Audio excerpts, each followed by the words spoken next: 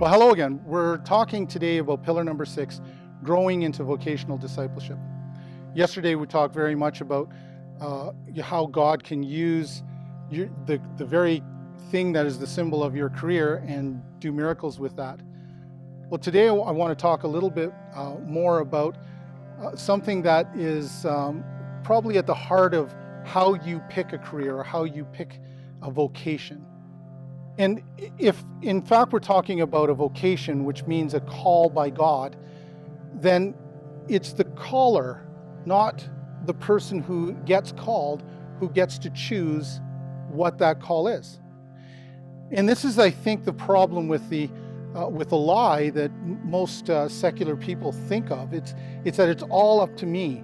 I have to look inward and discover what my passions are and what the things that I love to do are. But as we established in pillar number 5, that God is the one who establishes a mission. He has a mission. He asks us to join him, much like he asked Moses to join him. So in this pillar of trying to decide, okay, what is it that I do with my life? Where do I go? The idea here is that I don't actually find that just inside myself. That call or that vocation is actually from God. So seeking God and seeking him and asking him, what is it, Lord, that you would have for me, is probably the primary concern of a disciple of Christ.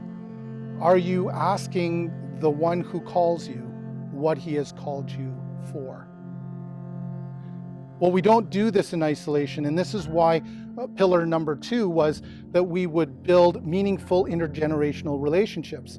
This is why we're part of a community, because that community and those relationships help us to sort and identify some of the giftings and some of the things that are in our lives that others often can see better even than ourselves. But that begs the fact that we have to be in those relationships. The other piece that we talked about, which was pillar number 1, that we had to experience intimacy with Jesus, which means that Jesus can actually talk to us directly through the Holy Spirit and through prayer. And so if we take those two things together and we say, what is God telling me in the stillness of my prayer walk with God?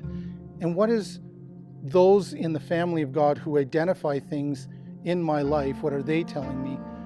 Married together with a mission, as we talked about in last pillar, pillar 5, and we marry those together, we often can then begin to decipher what it is that God is calling us to. So my challenge for you today is do that work. Do that work of growing into that vocational call by perhaps asking others, what do you see in me that God might be asking of me? Perhaps it's a mechanical aptitude, or perhaps it's a kind, encouraging word. Perhaps it's an aptitude towards science or towards writing and arts and crafts and being creative. And so oftentimes people can help you sort out those things as well. What are you hearing from God himself as you spend time with him, listening to God? So until next time, I'll see you tomorrow.